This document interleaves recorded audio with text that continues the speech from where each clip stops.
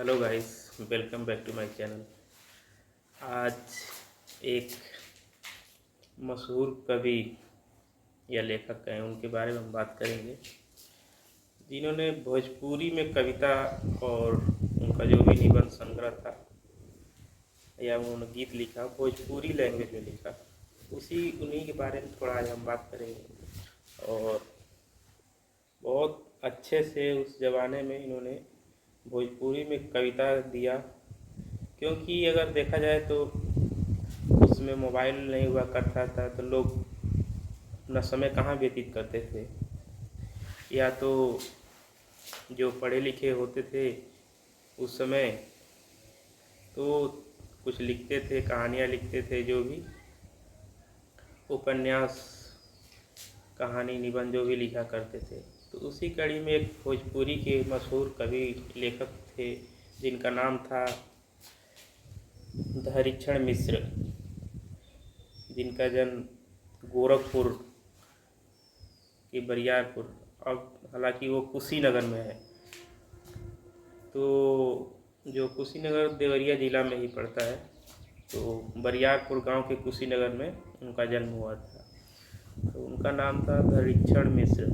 उन्होंने भोजपुरी में इतनी अच्छी अच्छी कविता लिखी जो समाज को दिखाया, और जो समाज में चल रही उन दिनों समय कैसा था उसको अपने कविता के माध्यम से बहुत अच्छे से उन्होंने एक्सप्लेन किया।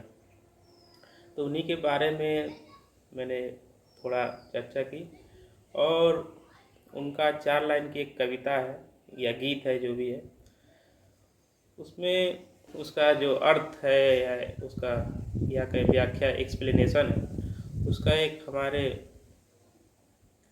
हमारे गांव के एक हैं आचार्य रह चुके हैं, तो उन्होंने भी बहुत अच्छे से उसको व्याख्या हिंदी में समझाया। तो उसी को, हालांकि उस 4 लाइन की कविता पे मैंने इधर देख सकते हैं, मैंने दिखाया है कि ये उनकी अधूरी कविता है।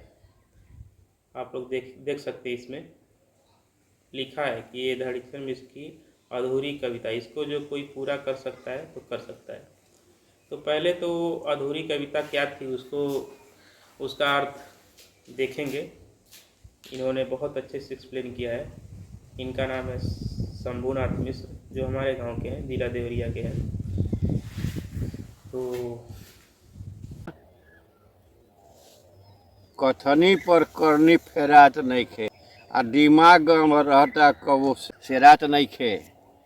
हर के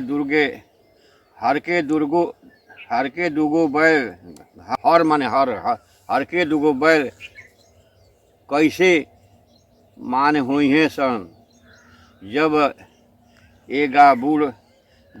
बूढ़ गाय घेरात नइखे। बल का सार ले बाड़े, बल का कह के मार दे इनके, लेकिन वो पर अमल नहीं होता है ना। कथनी पर करनी फेरात नहीं खे, कहले पर करनी नहीं होत। ठीक है। आ दिमाग गरम रहता कबो से रात नहीं, हमेशा दिमाग गरम रहता, कबो ठंडा नहीं होत। ठीक ना। क्रोध में हमेशा रहता है, कबो दिमाग ठंडा नहीं होत। ठीक है। हर के दूगो घर के, हर के माने दूगो बैल होला से हर के ना, हरवाही में ना। हर के दूगो बैल कैसे मान हुई है सन, हर के दूगो बैल कैसे मान हुई है सन, माने ओकन के कैसे जब खियाल पियल जाए, मेहनत कल जाए, मान कल जाए, है ना। घर का दूगो बैल बने से ओकर के माने सम्मान नहीं खे होता। जब एगो बूढ़ गाय घेरात नहीं खे, बूढ़ को गाय बने वो जौन बेचारी गाय बा घेरात नहीं खे, तो कैसे दूगो बैल सही है रहा। समाज के ऊपर बा, समाज के ऊपर घर ही के कोनो चीज नहीं के संभाल हो तो दुख बैल नहीं संभाला पा, घर का गाय गवला बा ओके खिया नहीं पावर, हमेशा दिमाग गर्म रहता। ठीक ना। कबो से रात नहीं खे, मन दिमाग ठंडा।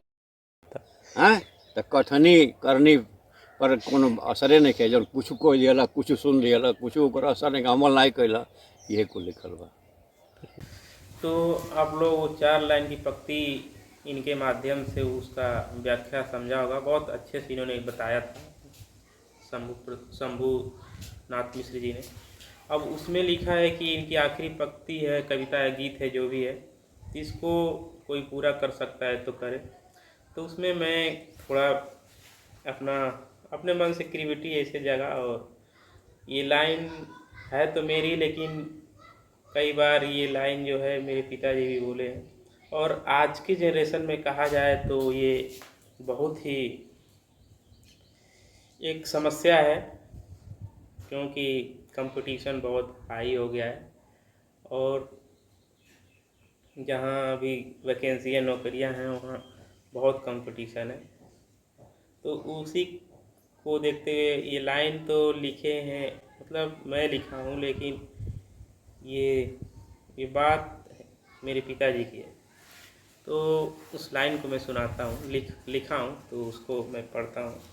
और ये जो धड़ीक्षर मिश्र की 4 लाइन की कविता अभी, उसकी व्याख्या शंभू जी ने बताया, शंभू मिश्र जी ने, उनको हम बाबा कहते हैं, वो हमारे गांव के, तो उन्होंने बहुत अच्छी सी व्याख्या बताई। तो ये साफ साफ यहाँ लिखा भी है, देख सकते हैं यहाँ, तो लिखा भी है कि इसको अगर कोई आगे लिख सकता है तो लिखे।